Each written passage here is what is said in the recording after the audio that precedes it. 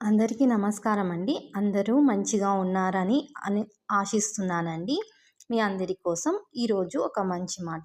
ఒకరు మనల్ని లోకువ చేసి మాట్లాడినంత మాత్రాన మన విలువేమీ తగ్గిపోదు. కాకపోతే అవతలి వాళ్ళకే తెలియదు.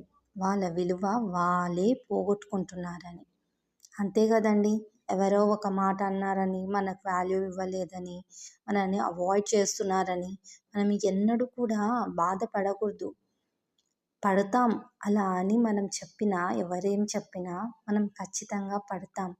కానీ ఎంతవరకో అంతవరకే, ఆ మినిట్ వరకే.